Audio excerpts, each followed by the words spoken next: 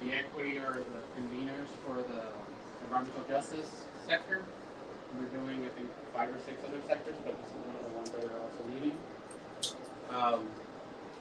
Yeah, today we'll just, do a little welcome from us to our guests. A lot of you guys are familiar faces, so it's great. I'll go over what CERF is. Again, this is going to be a quick summary. How you can participate in CERF, how to be a member. So the codes we have here are for signing up, and also if you want to nominate yourself to be like the person that votes for the sector, you would be like the representative or delegate for the sectors. What's already being done so far. We'll have a little bit of a conversation when it comes to planning, some next steps, and get some time at the end if you guys want to do the surveys, if you need help with signing up or anything else, or any other questions we can kind of answer. Okay, so these are the groups that are working on CERF for the Southern Borders in Imperial and San Diego.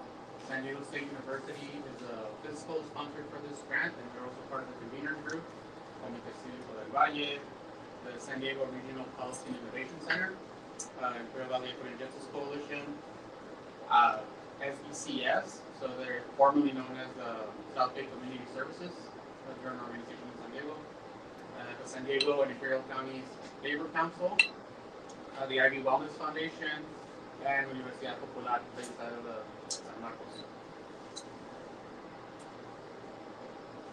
And right now we'll take a little bit of time, or maybe we want to lump in all the enterprises together at the end, so we just go through the slides and then we just have a conversation.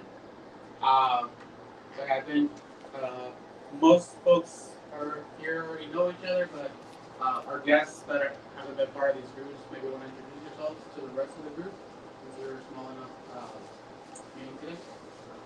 My name is Civico. I'm from Imperial, and recently maybe to the council for the charges, and the pleasure be here and share with everybody. Thank you. I'm Carmen Chavez. I am the Spanish language interpreter, so I will be here for the following meetings and was here initially for all the meetings that we have held this week. So hopefully I'll be back. My name is Victor Sisqueta. I live in El Centro. I'm a retired librarian, and I'm a community member of this group. Hello, my name is Luis Ornedo. I'm the executive director of Comite. My name is Roque Barros. I'm with the Wellness Foundation. I'm one of the co-conveners. Buenas tardes. My name is Daniela Flores. I'm an organizer with the Imperial Valle Equity and Justice Coalition. I'm John Hernandez from here in Broward. Dylan Castillo, also with Imperial Valle Equity and Justice Coalition. I'm Melanie Araujo. Thank you all for joining us. I'm with CCV, the CCV team representing economic justice. Hi everybody, my name is Fernanda Vega, and I'm also an organizer with Imperial Valle Equity. You want to introduce yourself? Yes. Hi, my name is Orna, and I'm a policy advocate for Comite Civico. Yeah, well, again, just for time, we'll kind of look the exercises together. I want to make sure that we all have a chance to go over the material we kind of have to go over, and then have a chance to just have a floppy that. Yeah, so what is CERF? For almost everybody in this room, we're really aware of it, but what it is a $600 million investment by the state to support the inclusive regional economic development planning. So it's a big planning grant, an effort by the state of California. And the high priority is to work with on projects that benefit disadvantaged communities, create high-road jobs. So a lot of folks ask us what high-road means. You can, in some sense, equate it to union jobs. To provide a suite of benefits as well as a high prevailing wage. And the transition to a region to a net zero emission economy. So this is like the big buzzword happening right now at the state level and at the federal level is about net zero and cutting down emissions. right? And California and the youth urban right now have really strong goals to meet in the next decade and change, right? Like by 2035, new vehicle sales are electric vehicles, things like that. So that's where a lot of these plans are moving towards. Out of the $600 million, the state set aside $65 million and then divided the whole state of California into 13 different regions. Each of those regions had a $5 million planning grant. Here in the southern border, we are divided as Imperial and San Diego counties working together, right? As you saw from who's a part of the group of the conveners, there are 4 groups in San Diego County and then 4 groups in Imperial County with one, and we're 2 actually that have overlap, which is the Imperial and San Diego County Labor Council, as well as San Diego State having a presence in both areas. So there's a way to communicate between both parts of the groups. And for this part of CERF, and the name isn't catchy, so when you just hear it a lot, you'll kind of get familiar with it. But for CERF, the $5 million planning grant has a couple of milestones that we'll talk about. But we got to look at this as one of the best opportunities for Imperial to actually put together plans that are achievable, and that what we kind of say is that right now this is a blank canvas, so we can come up with anything we want, really, and inform it along the way. Over the next couple of months, that's going to be the process, informing that plan or those plans as we build research, community engagement, and hear from everybody to put those things together. So yeah, where do we come in as individuals? Well, one is attending these sort of meetings. We're glad everybody was able to make it out here today, because we want to hear from everybody in the region, right? And that includes all over Imperial County, all over San Diego County, because we all face different challenges. There's a lot of different opportunities and different or projects that are kind of ready to go, or will be ready to go, that this program could inform and help get the final stretch of funding in some cases. So what we have here in this region, and what we actually are informing a lot of the other parts of California, is that here we started by producing a set of bylaws to kind of govern how the project is implemented. And these bylaws define the roles of a lot of the sector. So, and I'm just going to close this one up. Yeah, I want everybody to be able to see it. And that's how you play that part, right? As an individual, you can join a sector, or as a representative of your organization, business, institution, to make sure that you have that perspective, that voice feeding into these plans, and that research that will happen. The 15 sectors right now that we have are on the screen.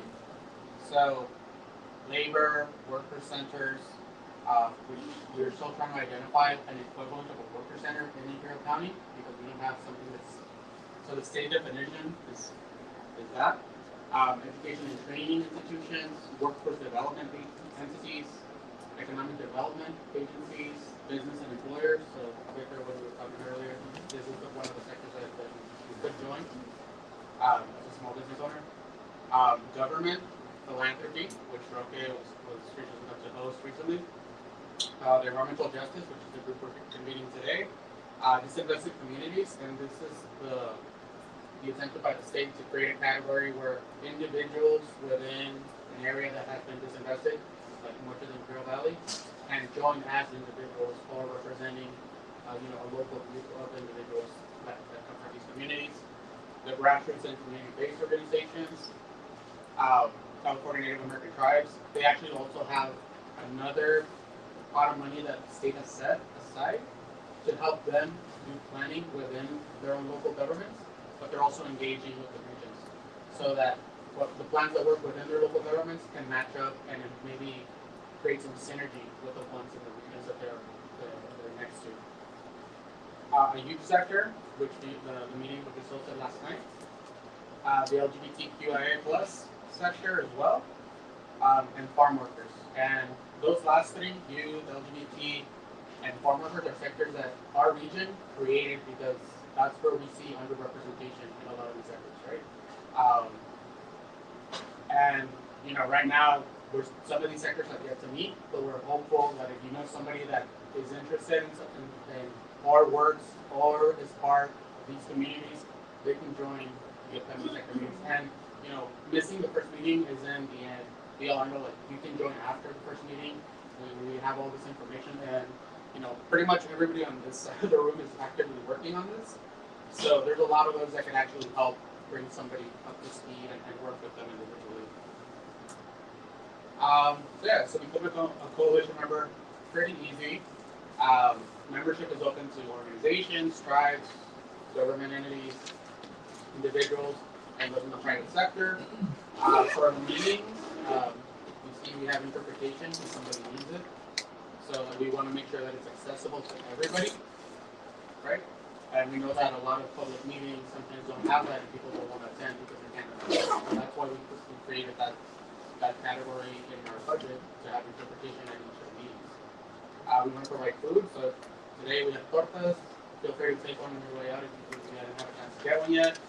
And childcare too, we need it for when we invite folks with children into these meetings, because we want to make sure that that's not a barrier to participate. And to join, it's a simple Google form that you guys fill out. Today we have the QR codes. We have some tablets on standby if somebody wants to fill out their form today as well. So it's that easy, and there's only a couple of questions you need to answer. So it's not a lot of information. And really, like, what it goes up is, where do you think you can fit in, right? And that's determining which sector best fits for you. So for us, like me as an individual, I would want to say I could join environmental justice because I work at the Civico and this is what we do. That's our mission. But if I were, at a school, I would say, well, you know what? I work a lot with youth and or education. Well, which one is the best? And then you can figure it out. But that's really where you just have to start thinking, well, what does my lived experience inform best? And where am I working that fits into these, what sometimes are broad categories? And within each of these different sectors is a sector lead. So this is what I alluded to when I said you can nominate yourself to be the representative of that sector, because when all the groups in Imperial get together, there's going to be votes that happen, right? And we can have a meeting with 400 plus people trying to speak at once. So that's why we want sectors to have representatives to be there to speak for them, that they themselves elect. We're not choosing the sector leads. Their own sectors are voting for those sector leads. So we want to make it as democratic as possible. But the responsibilities for that sector lead is, one, to show up to those votes when they do happen for sub-regional, and that means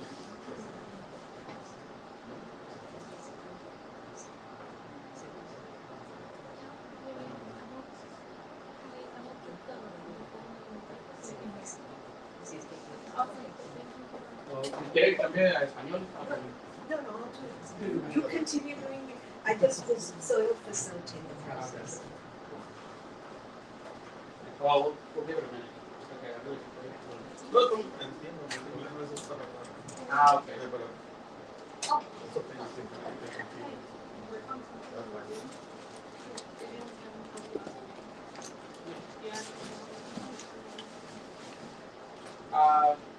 Okay. So, as a sector lead, you would all, it's in the name, you're leading that sector. So, you would have to work on organizing like upcoming meetings. The first couple of meetings, we're organizing them so that people can start attending and get familiar with the process of CERF. But the sector leads, we want to work with them as conveners. We're here to facilitate those connections. Oh,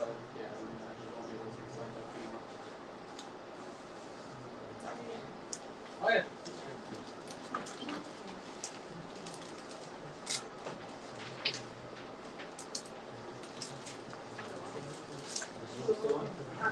No, yeah.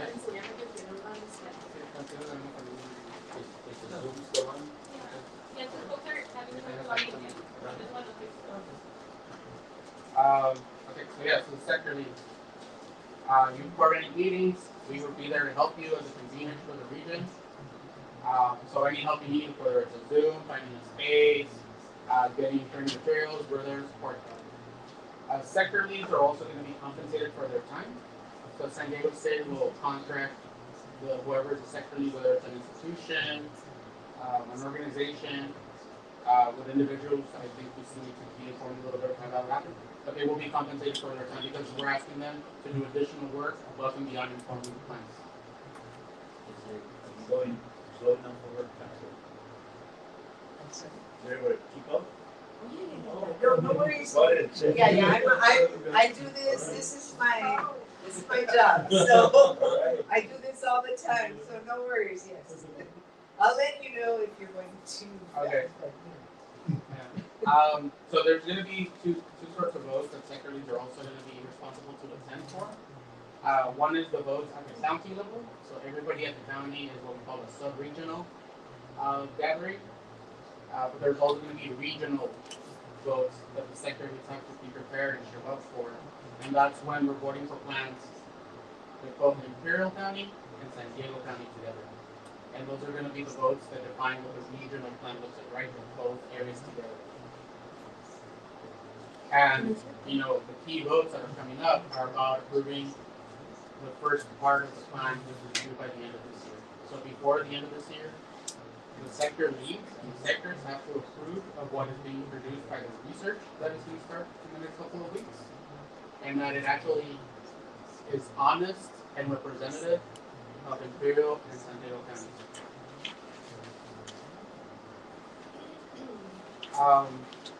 And that's also why the quality of the plan is dependent on how much engagement the community gets.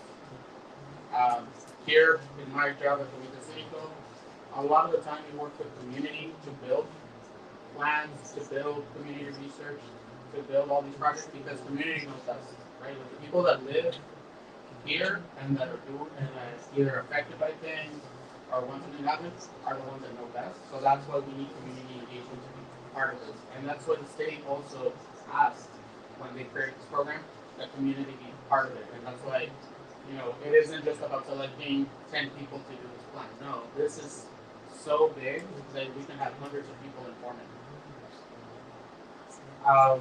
And why we need it is because it has to reflect, again, an honest view of the community's needs, values, and interests. A lot of the public meetings we've seen over the last few years for lithium or for other happenings here in Imperial, we're seeing a lot of concerns about water, about the air, about health, the environment, jobs. So that's what we need to hear from people in the community so that those are reflected in the reports. We want to share your lived experiences. I know Victor, you retired, but you were a librarian. You worked, I believe you worked with the El Centro Foundation too on your green project. So maybe you might have more flexibility on what sector you could join, but you have a lot of varied experience, right? There's somebody here that has worked a local business that works in construction. Well, we need to hear from them because if economic planning or development is to happen here, we know we need to build out a lot of different infrastructure, housing, and industry is going to need construction in general. So we need to know what can we do or what does it take for us to get there. We also ask if you have a group of friends, family, colleagues that wants to know more about this, host a meeting. We'll go to do this presentation all over again. We'll have these conversations. It doesn't take us, if you've ever to put these together because we want to be there to help you, right? And we've done probably at this point about a dozen meetings on CERF. So that's why I'm going a little quicker because this information is out there and we want to make sure that you stay engaged, right? And if you go to the timeline on the next slide. And again, this is speaking to where we are right now, right? Like right now, we're in phase 1, which is planning. But on December 31st, the state has to receive an approved regional plan that includes a summary of the region, so what is reflective of the labor market analysis, and that's where the research comes in, an industry cluster analysis, and a SWOT analysis. And SWOT is just a way that's condensed for strengths, weaknesses, opportunities, and what is T? Bricks. Correct. Right? And all these things are going to be informed by the community, by the sectors, but researchers that, we're putting these out for bids. San Diego State is going to be putting out requests for proposals soon, because we want experts to help us build all these things. And hopefully we find experts in the region, so they are familiar with the landscape of Imperial and San Diego County. And then phase 2, that's where we need to start developing these plans more thoroughly, and that's due in June of next year. And between, January 1st and June 30th of next year, we want to make sure that people are engaged in developing plans that can be proposals or the base of a proposal to get into the state's second round of money. The money that the state hasn't spent so far on planning, that's money that's going to be available for projects. So we want to come up with plans for those projects. And not just, we don't have to limit ourselves to the state. If we know that the federal government is going to be putting out more grant money as well, or loan programs, or we want to advocate for something, then those plans can inform those things as well. And that's why we want to, over the first half of next year, work towards a lot of that. And go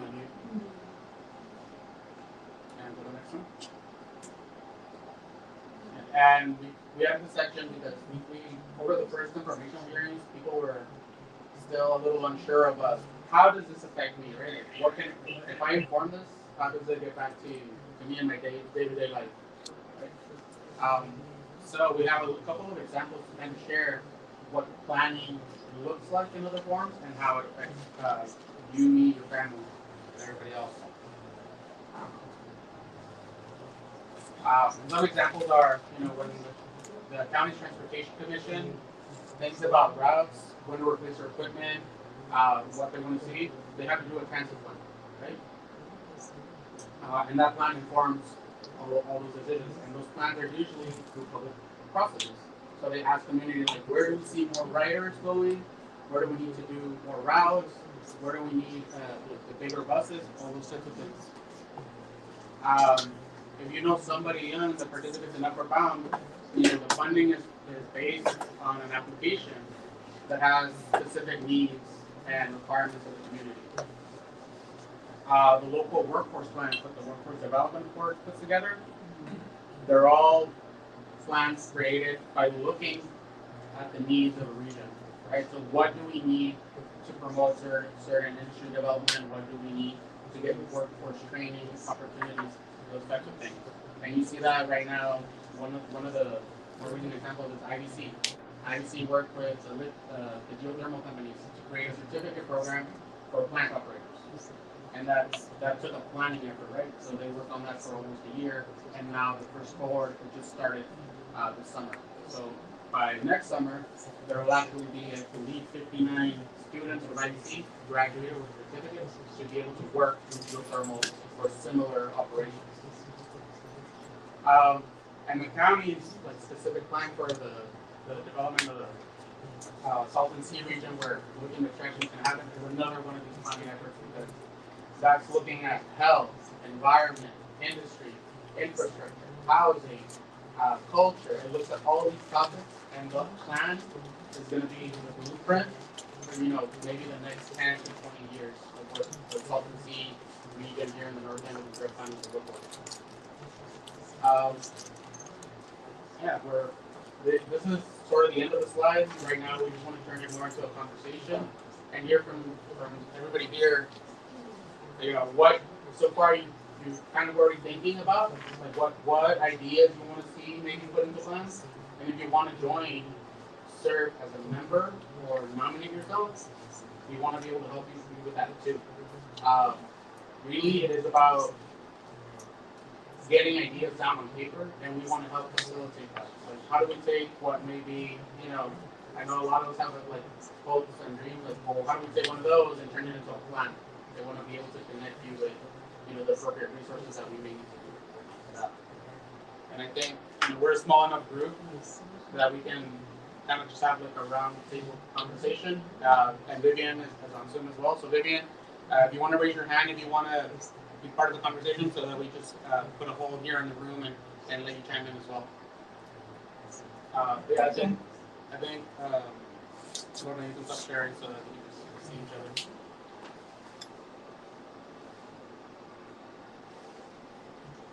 We got like 30 minutes left, so it's really good timing on our end right now.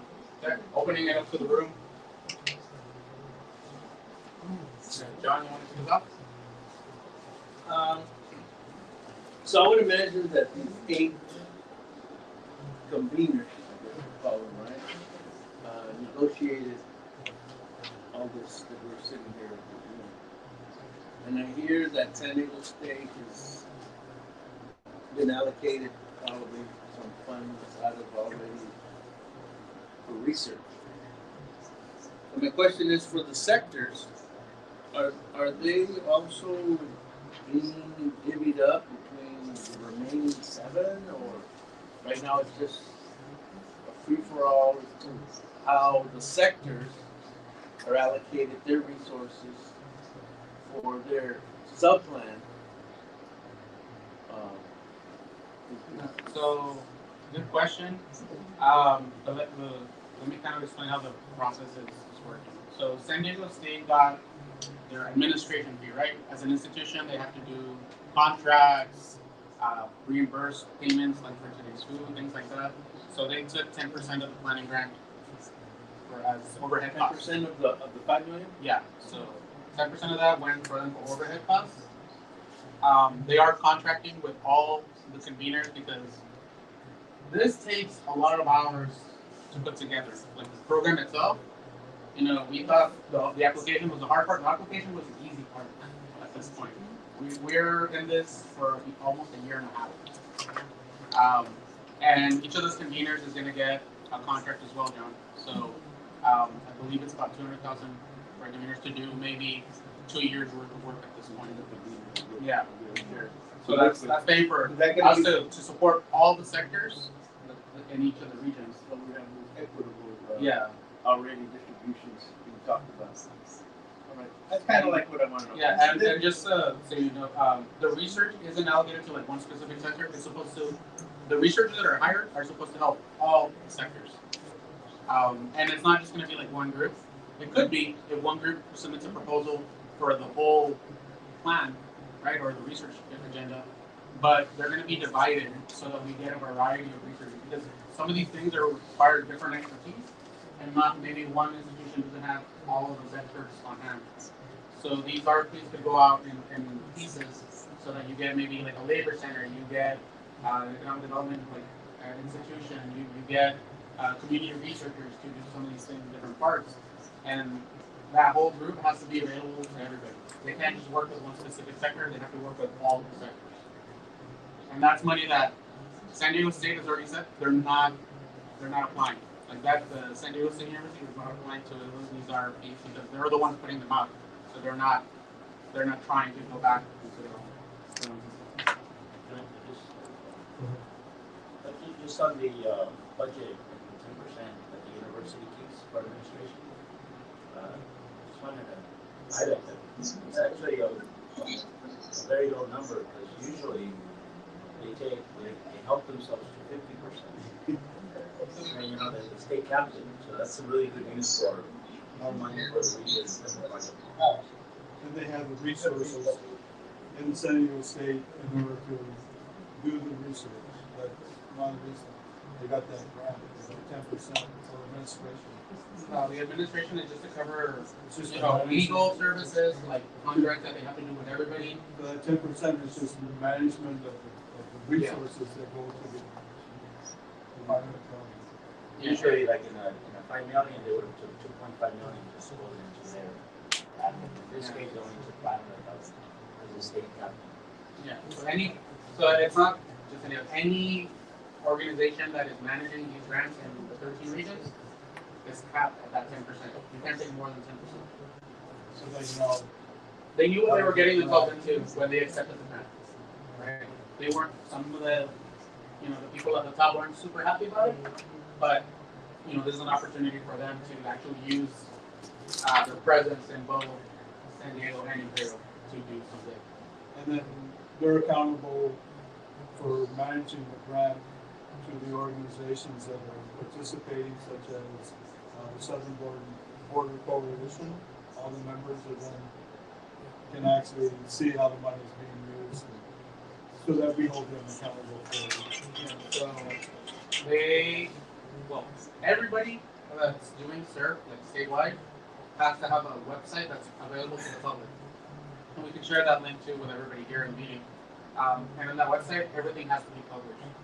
So when we met yesterday with San Diego State and all the conveners, I asked we should have regular budget updates that we can also kind of make available, because people are going to want to know how much is the research costing, how much are we spending on these meetings, and we want to make sure that everybody is understanding of the resources that are available to put into this planning. One of the things that we're going to try to do as we move these forward, not just for one sector, but for multiple sectors that we feel need that support, is provide gift cards for their participation. Because the university can do like cash directly. We're having them consider like doing gift cards for like disinvested communities as a sector for individuals, right? And we're asking people to meet after 5 o'clock, right? So they're working all day, and then we ask them to show up for a 60 to 90 minute meeting. We want to make sure that they're compensated for that time and for the input they're giving us. All that experience that they have, it's invaluable, but we want to at least be able to compensate just for that. I do want to add that the whole conveners, in their own ways, I would say that they are advocating to make sure there is transparency and equity in this process. I'm not going to say that it's always easy, but the 7 group is, in their own way, are all pushing in that direction. Because otherwise, we can't fully do the best we can to meet the expectations of the board. Just for everything that you just said, right? Which is create a more equitable bottom-up economic model. Usually, anybody that's familiar with any of these types of efforts, like economic development, knows that it happens sometimes within government or private entities, and it gets said, yeah, we created this report, and then it goes to sit on a shelf.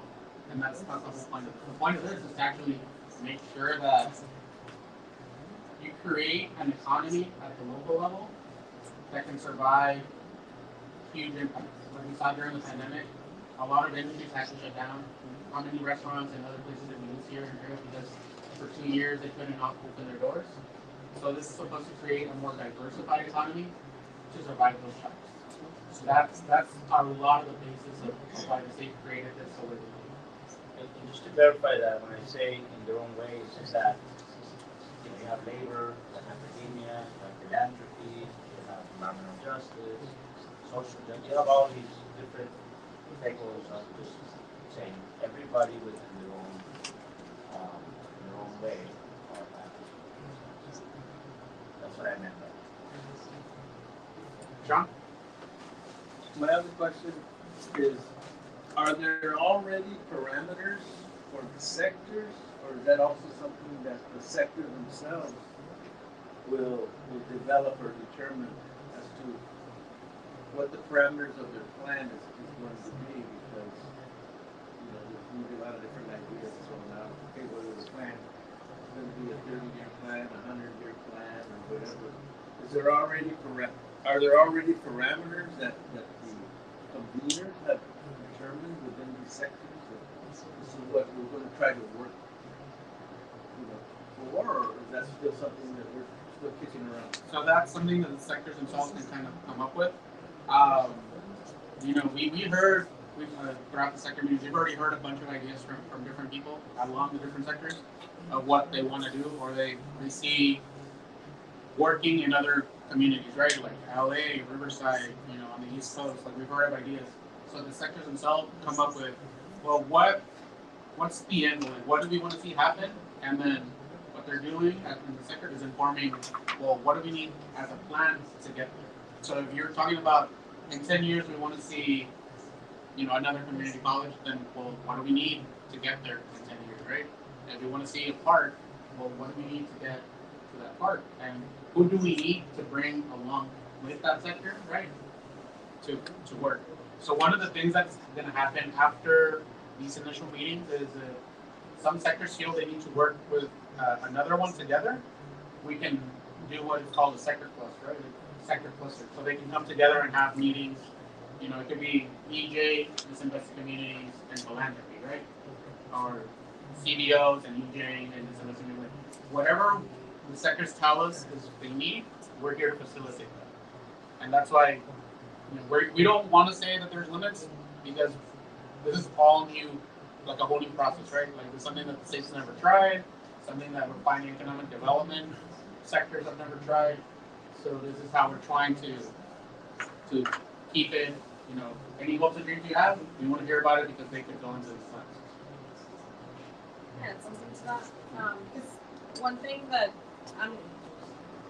so each sector is not necessarily going to have their own plan, right? It's going to be, so first, the deadline for December is one unified regional plan that, you know, has a sub-regional component with pretty much all sectors sort of agreeing on the, you know, that slide with the timeline that was put up, like those different assessments. It's like the sectors have to agree or help inform the researchers to ensure that their lived experiences and their professional experiences reflect the findings of those assessments. That will be the basis for sort of developing the part 2 of this, that's from December to June.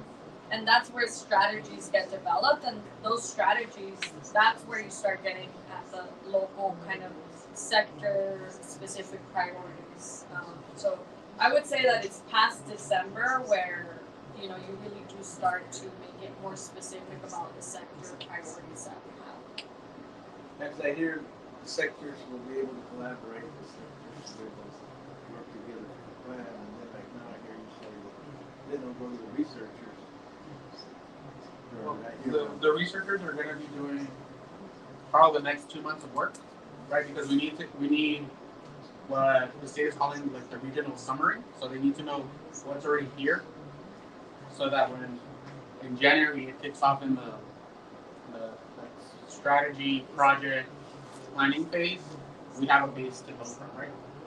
You know, in government, people they want to see like, well, what are you basing this on? Right? Like, they want to see that background. And right now we're in the background, but it doesn't mean that the sectors on their agenda can have, well, any new ideas do we have this month or this meeting, so you can have a head start in January. So we have all these different sectors, and it sounds like at some point these sectors are going to have to build a consensus among each other on what goes into the first plan. Is that correct? So what everybody in these sectors, like both internally, right, like within like this DJ sector, at some point will have to agree that the plan, like the document submitted in December, is representative of all the recipients.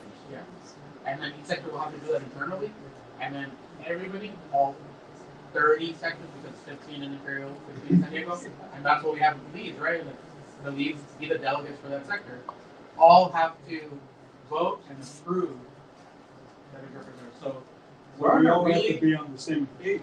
Exactly. Basically, to argue for the same goal. So all 30 of us are going to have the same goal in order to submit a plan. And it's not the regional summary, the planning part, which is first deadline. You know, again, it's going to be looking at data, and so that I think it's easier to arrive at an agreement because it's based on facts, right, and informed experiences. It's the next part where projects from sectors start popping up, that those have to be, you know, promoted, right? Like you have to see your champion for your sector and your project to get those votes on board, so that we can then add those to the planning submitted in June to get like, okay, we have this, we want the state to fund this project, right? And that's where it really comes. And this is something we don't have on the slide anymore, but we can share it and it's on the website. Is the way that the southern border is going to be governed by the sector needs, because the votes are the sector needs. The conveners, we don't have a vote in that part. This is coming from all the sectors and the sector needs themselves.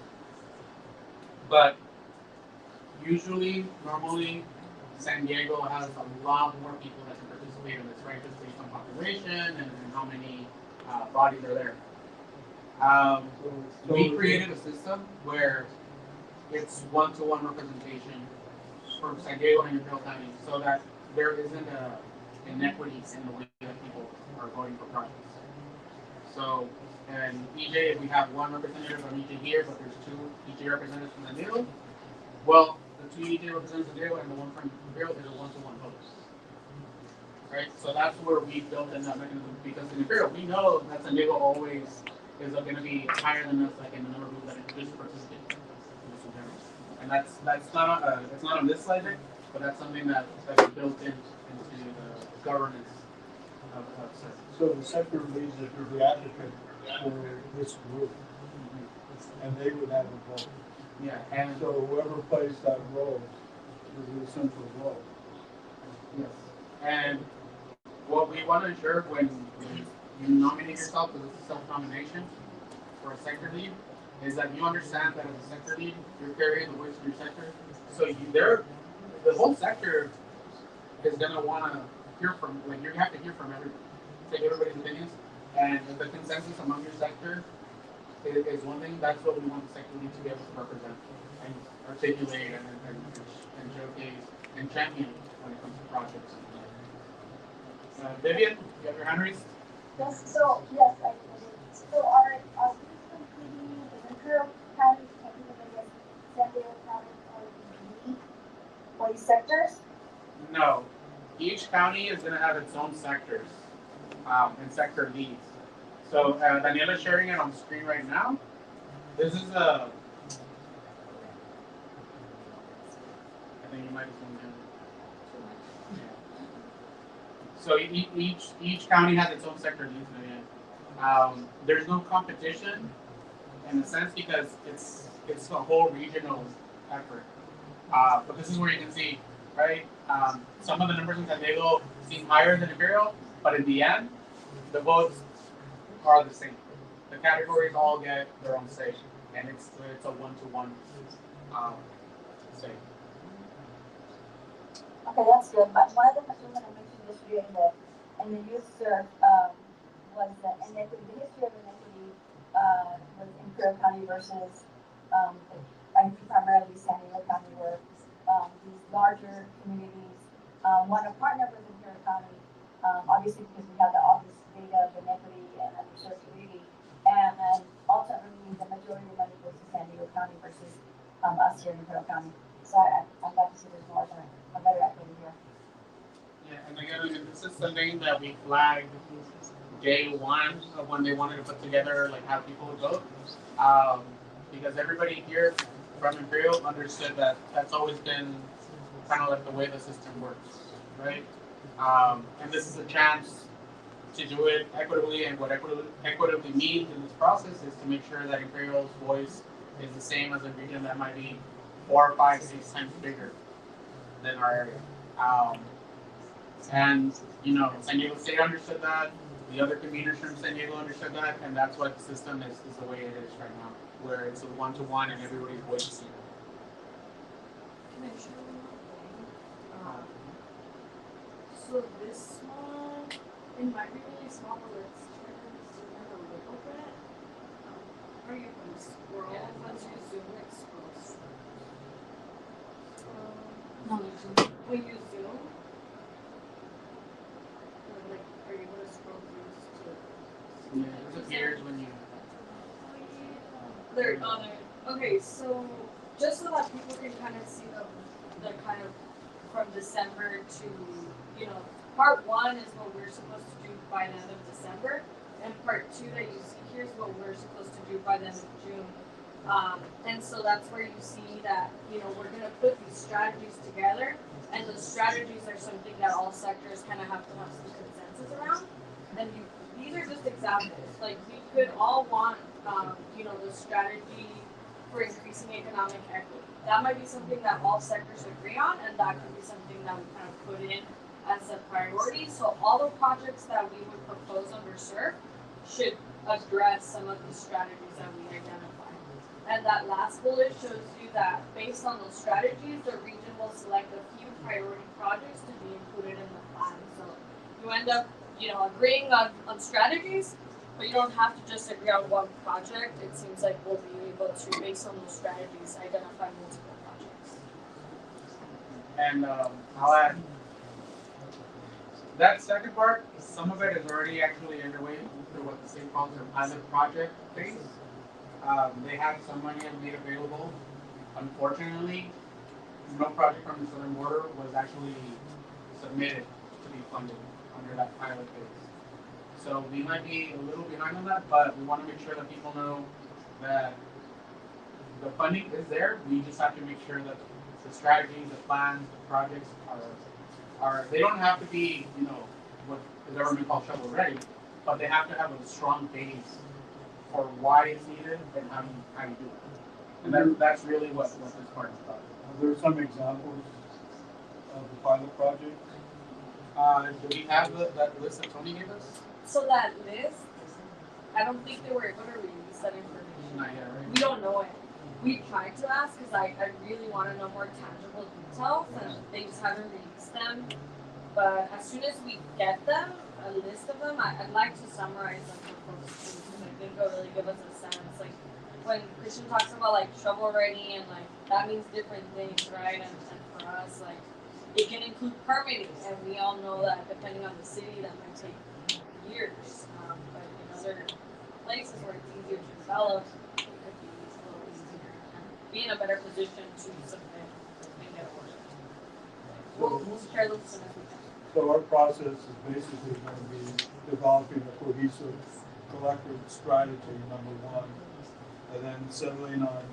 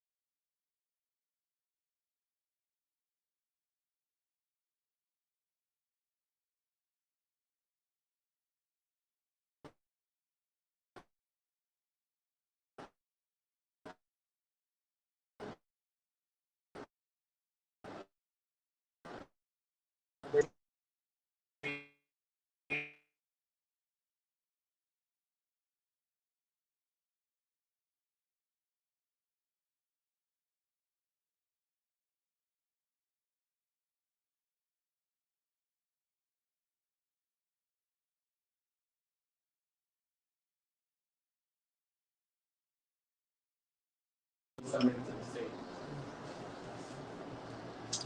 Yeah, the goal is that they facilitate, but like, who is defining the strengths, the opportunities? That's us, right? That's everyone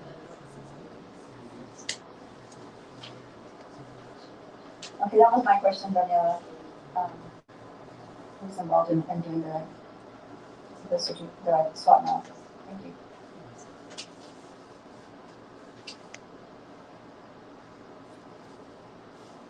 Any other questions, comments? Tengo una. En cuestión de la construcción, de lo que quieren hacer proyectos para la construcción de la gente, ¿va nomás en cuestión de lo que es un proyecto como edificios o algo, o va también encaminado a la gente a los trabajadores, que conozcan sus derechos, todo eso, porque al menos yo lo que veo en el ramo de la construcción, la verdad estamos, desconocemos mucho en la cuestión de nuestros derechos y obligaciones, ¿no? Entonces, no sé si en estos proyectos de construcción va algo incluido para la gente. Did everyone understand in English? Okay, because, okay. Sí, la idea de cualquier proyecto de estrategia es incluir lo más posible para crear igualdad. Así que sí, se sabe que en una línea de trabajo se necesita la educación de sus derechos laborales, como parte de esto también de labor organizada, de las uniones tienen mucha igualdad de información también. Todo eso se puede incluir en el plan o la estrategia de, ¿sabes qué? Queremos de que cualquier proyecto que este plan está sacando tenga estos componentes, ¿no? Y en eso, en los sectores diferentes pueden informar, queremos que tengan información para los trabajadores, queremos que se contrate gente local, queremos que se creen programas de entrenamiento para nuestras ubicaciones, nuestras ciudades. Todo eso se puede incluir en las estrategias y los planes. Por eso es de que se está creando con una base comunitaria y no con lo que el Estado nos está diciendo, ¿verdad? Normalmente es el Estado que dice, quiero que me hagas un plan, pero con estas cosas, ahora es al revés. El Estado dice, en general necesitamos unos planes, unas estrategias, pero ustedes lo arman porque cada región es diferente. Ya lo presentes. Y ellos, el Estado nos dio como las fechas fijas de que tenemos que entregar reportes, proyectos y todo eso. Y nos dio también la lista de 12 de estos grupos y nosotros podemos crear los grupos como creamos el de la juventud, el LGBTQ, de los trabajadores del campo. Podemos crear más grupos, combinar, traer grupos de diferentes sectores juntos. Ahí es donde tenemos la posibilidad nosotros de hacer todo eso. Porque el Estado además nos dijo, necesitas mínimo estos 12 y si tú tienes representación de otros sectores que nosotros no encontramos, nosotros los incluimos, creamos esas armas. Si puedo compartir nomás dos cosas, quitándome mi hat de co-convener y más bien como colaboradora de justicia ambiental, dos cosas. Una pregunta que yo tengo es como, ¿quién más tiene que estar en esta mesa para contribuir de la perspectiva de justicia ambiental? Me gustaría también incluir, y eso es algo que ya hemos hablado en nuestro equipo, me gustaría incluir a residentes que son impactados por todas las personas que tienen asma, todo eso. Siento que para esa estrategia de justicia ambiental es importante tener a estos residentes aquí también. Y la segunda cosa es que, de mi perspectiva, una cosa que si puedo soñar por un momento de lo que siento que sería muy importante es que se haga una pipeline para un plan, como una avenida para que más jóvenes y personas de cualquier edad puedan estar parte de organizando y abogando para la justicia ambiental, porque esos problemas van a seguir pasando cuando se sigue desarrollando en el valle y pienso que no hay suficientes de nosotros haciendo este trabajo y pienso que un programa así que esté entrenando o colaborando con Civico que tiene ya salud ambiental y eso. Eso es algo que para mí me gustaría que se incluya como una de las estrategias. Pues, yo estoy de acuerdo con eso, porque hay muchas agencias gubernamentales, inclusive militares que tenemos aquí en el Valle, que dicen que tienen su departamento de protección del medio ambiente. ¿Dónde están? ¿Dónde encajan con la comunidad? Inclusive pasando por el distrito de riego, que dicen que tiene su departamento de medio ambiente, el condado tiene que ahora tener su departamento de ambiente, su departamento de aire, pero hay otras cosas que tienen que hacer ahora con el desarrollo del mundo. ¿Sí? Entiendo lo que dices. Yo creo que esa es una de las cosas que se van a juntar con el medio ambiente y gobierno, que van a decir, incluyendo en el plan, tenemos que mirar esto algo más grande. Inclusive lo que acaba de pasar en en aire, con el desagüe, que es una cosa de gobierno también, ¿no? Tienen que mirar en el futuro, 50 años, 100 años, que no pasen estos daños en una comunidad que ahorita se quiere desarrollar con empresas. No van a hacer si no tienen un plan para esas cosas que sabemos que están sucediendo una vez. Si no van a cultura, pues también necesitamos a la agricultura, que es los más grandes. Bueno, estoy de acuerdo. Tal vez por último, ya sé que ya nos hemos que ir, pero nomás. Bueno, el sub se va a cerrar, que nomás quería preguntar. Muy bien, no tienes una pregunta o comentario porque el sub se va a cerrar en 3 minutos y nomás quería saber si había algo adicional. No, I mean, thank you so much for accommodating me for the Zoom thing. I would like to just piggyback on Daniela. I think we need more community involvement. And when she mentions those that are affected, it's the entire Imperial Valley that's affected. These environmental issues. I think a lot of us personally have been impacted as well as our families. So I know we've done a lot of work, but we still have a long way to go. Thank you. Appreciate it. Thank you, Vivian. Por último, nomás quería hablar porque fui a una reunión ayer y me dijeron que el condado está haciendo un plan de justicia ambiental, es un mandato del estado de California, el PJ Element, ¿verdad? Y van a poner una versión de su plan y pienso que sería muy importante para este grupo que lo vea, lo analice y bueno, lo tomemos en cuenta mientras se desarrollan nuestras estrategias locales para también informarlos a ellos qué les falta, qué no tienen y podrá ser parte de nuestro proceso. Esto.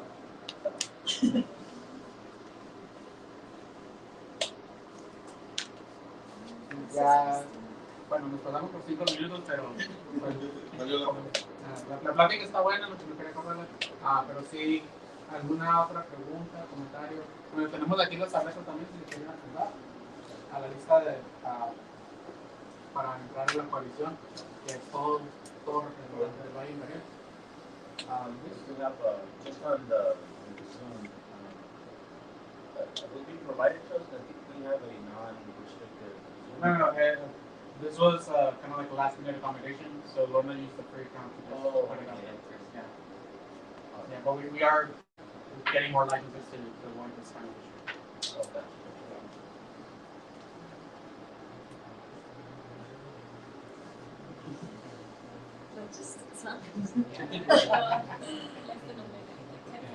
So Vivian, if the call closes, it's because the Zoom account is kicking us out for a bit.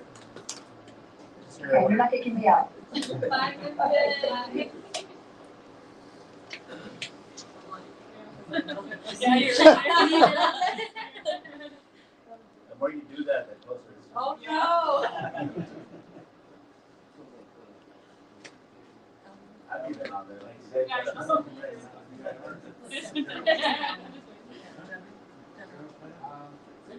It's super late. Quieren salir de Pues la pandemia